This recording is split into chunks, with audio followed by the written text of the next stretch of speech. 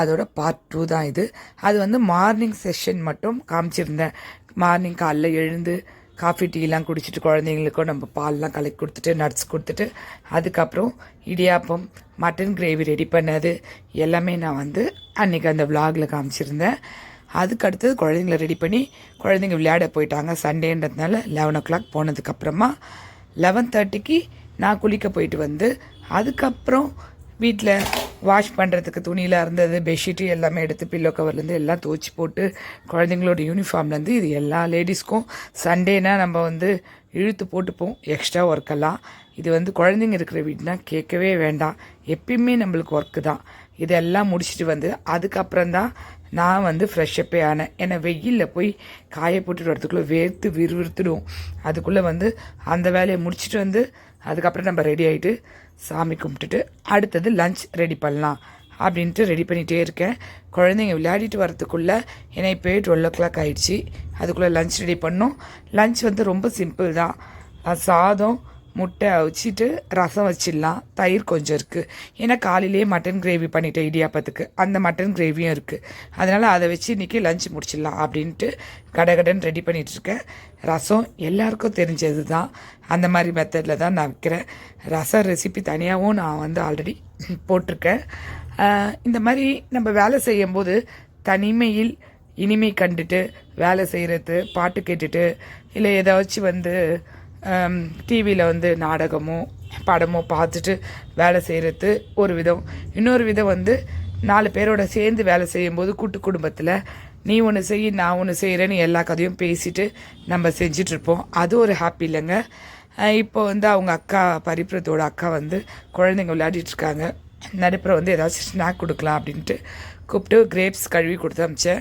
அதை ஊட்டிகிட்டே இருமா, நான் லஞ்ச் முடிச்சுட்டு அதுக்கப்புறம் மேலே கூட்டிகிட்டு வா அப்படின்ட்டு. அவங்களும் வந்து சண்டேன்றதுனால நல்லா ஹாப்பியாக விளையாடிட்டு தான் வருவாங்க அவங்க அக்கா ரூமில். அதுக்குள்ளே நானும் என்னோடய சமையல் வேலையை முடிச்சுட்டே இருக்கேன். 2 குழந்தைங்கள வச்சுட்டு என்ன சொல்கிறது, ஹவுஸ் ஒய்ஃப் அப்படின்ற ரோலை விட அம்மா அப்படின்ற ரோல் வந்து ரொம்பவே டஃப்ன்றது. 2 குழந்தைங்க வந்து நம்ம வளர்த்துட்டு இருக்கும்போது தான் நம்ம அம்மாவோட அருமை நமக்கு தெரியுது. அந்த காலத்தில் 4, 5, 10 இந்த மாதிரி குழந்தைங்கள்லாம் பெற்று வளர்த்துட்டாங்க ஈஸியாக. இப்போ வந்து 1, 2 வளர்க்கத்தே நம்மளுக்கு வந்து அவ்வளோ கஷ்டமாக இருக்குது. ஒரு சைடு சமையல் வேலை முடிச்சுட்டே சரி வீடை க்ளீன் பண்ணிடலாம் அப்படின்ட்டு குழந்தைங்க வரத்துக்கு முன்னாடியே மாப் போட்டுடுவேன். வராண்டாலேருந்து படிக்கட்டுலேருந்து எப்பயுமே. ஏன்னா நார்மலாகவே நம்ம க்ளீனாக பண்ணி வச்சுப்போம். குழந்தைங்க இருக்கிற வீடுன்னும் போது கண்டிப்பாக நம்ம டெய்லி இந்த வேலை நம்மளை பெண்டை நிமித்தினாலும் செஞ்சு தான் ஆகணும். அதை செஞ்சால் தான் நம்மளுக்கு மனசுக்கு திருப்தியாக இருக்கும். ஏன்னா கீழே உட்காடுறாங்க, எழுந்துக்கிறாங்க, ஓடுறாங்க, நடக்கிறாங்க. அதனால் வந்து க்ளீனிங்கிறது நான் எப்பயுமே பண்ணிவிடுவேன். அதுக்கப்புறம் அப்படியே வந்து எல்லா வேலையும் முடிச்சுட்டு பாத்ரூமையும் ஒரு சைடு கழுவி நீட் பண்ணிவிடுவேங்க. இந்த மாதிரி தான் ஒவ்வொரு நாளும் போயிட்டுருக்கு. இது சண்டே மட்டும் இல்லை, குழந்தைங்கள வச்சுக்கிறவங்களுக்கும் ஹவுஸ் ஒய்ஃப்க்கும் கண்டிப்பாக இந்த மாதிரி போகுது. நான் வந்து டீச்சிங் லைனில் இருந்தேன். அப்போ கூட வந்து எனக்கு இவ்வளோ கஷ்டம் தெரியல. சமைச்சு முடிச்சுட்டு ஓடிடுவேன். அங்கே போய்ட்டு அவ்வளோ குழந்தைங்களோட டீச் பண்ணிவிட்டு அதுக்கப்புறம் வீட்டுக்கு வந்து நைட் டின்னர் பார்ப்பேன். ஆனால் குழந்தைங்க வந்ததுக்கப்புறம் இப்போ தான் வந்து எனக்கு ரியலாக வந்து டஃப்பாகவே இருக்குது. 2 பேரும் ட்வின்ஸுன்றதுனா 2 பேரையும் வந்து மேனேஜ் பண்ணுறதுன்றது கொஞ்சம் கஷ்டமாக இருந்தாலும் ஆனால் ஒரு சந்தோஷம் தாங்க. குழந்தைங்க இல்லை, அந்த 1 hour இல்லைன்னா கூட எப்போ வருவாங்க எப்போ வந்துடுவாங்கன்னு ஏங்கி தவிச்சிட்டு தான் இருக்கும். நம்மளுக்கு அந்த ஃப்ரீயாக உட்காரலாம் ரிலாக்ஸாக இருக்கலாம்னு தோண மாட்டுது. அவங்க வந்துட்டால் தான் நம்மளுக்கு ஒரு ஹாப்பியே. இந்த வந்துட்டு ஜாலியாக விளையாடிட்டுருக்காங்க அவங்க அக்கா கூட. கூட்டு குடும்பத்தில் பிறந்து வளர்ந்தவ தான் நான். அதனால் வந்து ஒரு 10-15 பேரோடையே வளர்ந்துட்டேன்.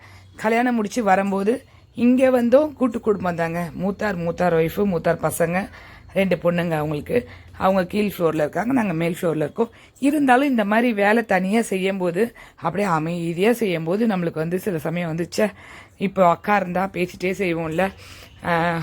என்ன சொல்கிறது, அக்கா அண்ணன் அண்ணியோட வாய்ஸ் ஒருத்தர்கிட்டே நம்ம பேசிட்டு கதை அடிச்சுட்டு கிண்டல் அடிச்சுட்டு அம்மா அப்பா அந்த மாதிரி நம்மளுக்கு கூட பேச்சு கொடுத்துட்டே செஞ்சுட்டு இருக்கும்போது அது ஒரு ஹாப்பி தான். ஏன்னா இப்போ கூட வந்து எல்லாரோடய போகும்போது அம்மா வீட்டுக்குன்னு போகும்போது நிறைய வேலை, நிறைய வந்து ஃபங்க்ஷன்லாம் இருக்கும். நான் நிறைய பேருக்கு அம்மா அக்காலாம் சமைப்பாங்க. நாங்களும் வந்து உள்ளே போந்து இந்த மேல் வேலை பெருக்கிறது, துடைக்கிறது, பாத்திரம் தேய்க்கிறதுலாம் செய்வோம். ஒரே ஹாப்பியாக இருக்கும். அந்த வேலை கலப்பே தெரியாது. ஆனால் இங்கே சின்ன வீடாக இருந்தாலும் நம்ம வந்து அந்த வேலையை செஞ்சு முடியறதுக்குள்ளே அந்த 1 hour 2 hours ஓடுறது எப்படா போவோன்ற மாதிரி சில சமயம் தோண ஆரம்பிச்சிடுது. இங்கே பாருங்கள் மோர் இப்போ தான் வீடை பெருக்கி க்ளீன் பண்ணேன். இதுதான் குழந்தைங்க இருக்கிற வீடு. மோரை கொட்டிட்டாங்க. நானே டம்ளரில் பிடிச்சி கொடுக்குறேம்மான்னாங்க. சரி ப்ராக்டிஸ் ஆகட்டும்னு கொடுத்தேன். வேலை வச்சுட்டாங்க. ஓகே நான் தொடச்சிட்டு அவங்க 2 திட்டு திட்டிட்டு நான் என் வேலையை பார்த்தா பிரத்து 2 பேருமே நின்று என்னையா திட்டினேன்னு சொல்லிட்டு கை கோர்த்துக்குனாங்க என்கிட்ட சண்டை போடுறதுக்காக. யாரையும் ஒன்றும் சொல்லிடக்கூடாது. எனக்கு அது சிரிப்பு தான் வந்துடுச்சு. ஓகே அந்த டைம் இந்த டென்ஷன்லாம் போயிடுச்சு. ஒரு சைடு சாதமும் வெந்துடுச்சு. அடுத்தது அதையும் வெடிச்சு விட்டாச்சு. அப்போல்லாம் அம்மாலாம் வந்து 10-15 பேருங்க எங்கள் வீட்டில். அவ்வளோ பேருக்கும் சமைப்பாங்க. விறகடுப்பில் செஞ்சுருக்காங்க. அப்புறம் கெரோசின் அந்த திரி போட்ட அடுப்பில் செஞ்சுருக்காங்க. அதுக்கப்புறமா நாங்கள் வளரும்போது கேஸ் ஸ்டவ்வில் செஞ்சு பார்த்துருக்கோம். ஆனால் வந்து அவங்களுக்குலாம் வந்து முகத்தில் ஒரு கஷ்டமே தெரியாது. அவ்வளோ ஹாப்பியாக செய்வாங்க. ஏன்னா அப்படியே அவ்வளோ பேரோடு சேர்ந்து செய்வாங்க. ரெண்டாவது ஆயாலாம் இருப்பாங்க. இந்த ஆயாங்களாம் இருக்கும்போது அதை தாயக்கட்டை உருட்டிக்கிட்டு பேசிக்கிட்டு எல்லாரோட ஊர்வம்பும் பேசிப்பாங்க. பக்கத்து வீட்டை பற்றி பேசிப்பாங்க. என்னென்ன நிகழ்ச்சிகளும் எல்லாத்தையும் ஷேர் பண்ணி பேசிகிட்டே வேலை செய்யும்போது நம்மளும் கூட ஹெல்ப் பண்ணுறோன்னு அம்மாவுக்கு தொந்தரவு கொடுத்துனே சில வேலையெல்லாம் செஞ்சு இந்த கதையெல்லாம் காதில் வாங்கிப்போம். அதெல்லாம் ஒரு சந்தோஷம் இல்லைங்க. ஏன்னா இப்போ நான் தனியாக இந்த மாதிரி ஒரு வேலையாக அமைதியாக செஞ்சுட்டு இருக்கும்போது இந்த ஒவ்வொரு நினைவுகளும் வந்து ஆசை போட்டுகிட்டே தாங்க இருக்கேன். எதையும் வந்து இந்த சின்ன வயசு நினைவுகள் வந்து மறக்கவே முடியல. அதுவும் வந்து அம்மா வீட்டில் இருக்கிற வரைக்கும் தெரியாது. கல்யாணம் ஆகி வந்து நம்மளுக்கு குழந்தைங்க வந்து நம்ம அந்த வேலையெல்லாம் செய்யும்போது கண்டிப்பாக அந்த நினைவுகள்லாம் ஆசை போட்டுகிட்டே தான் இருக்குது. ஆனால் அது ஒரு சந்தோஷமான நினைவுகளில் இந்த கூட்டு குடும்பம் அப்படின்றது நிறைய பேர் இப்போ மிஸ் பண்ணுறாங்க.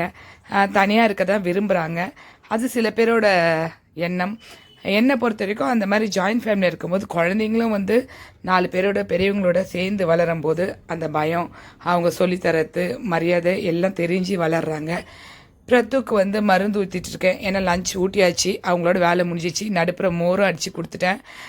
ஓகே சளி பிடிச்சிட்டு இருக்கு, அதனால் மருந்து கொடுத்துடலாம் அப்படின்ட்டு. எப்போ தான் பிடிக்கல அப்படின்ற மாதிரி இருக்குது.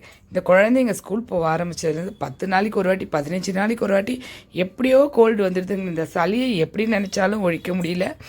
சரி ஒரு வழியாக முடிஞ்சது. ஹோம்ஒர்க் கொஞ்சம் இருந்தது. சரி சாப்பிட்ட உடனே படுக்க வேணாம், ஒரு 1 ஹவர் குழந்தைங்களோட ஸ்பெண்ட் பண்ணிவிட்டு விளையாடிட்டு அதுக்கப்புறம் அவங்களோட ஹோம்ஒர்க்கும் முடிச்சுட்டு சரி துணி காஞ்சதை எடுத்துகிட்டு வந்து 3:30 ஆகிடுச்சி. ஓகே எல்லாத்தையும் எடுத்து வச்சுட்டு குழந்தைங்கள தூங்க வச்சிடலாம் அப்படின்ட்டு எல்லா ஒர்க்கும் 1 by 1 முடிச்சுட்டே இருக்கோங்க.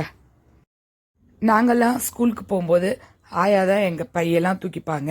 அதுக்கப்புறம் எங்கள் பெரியப்பாலாம் இருந்தார். அதனால் வந்து அவர் தூக்கி இடுப்பில் வச்சுப்பார். சைக்கிளில் முன்னாடி ஒரு சின்ன சீட் இருக்கும். அந்த சீட்டில் என்னை முன்னாடி உட்காரிச்சிட்டு எங்கள் அக்காவை பின்னாடி உட்காரிச்சிட்டு எங்கள் அப்பா கூட்டிகிட்டு போவார். அதெல்லாம் வந்து இப்போ கூட வந்து மைண்டில் வந்து ஓடுதுங்க.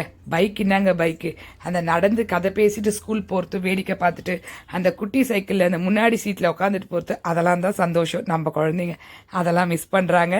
இருந்தாலும் இதெல்லாம் தான் அவங்களுக்கு சந்தோஷமாக இருக்குது. Okay bye.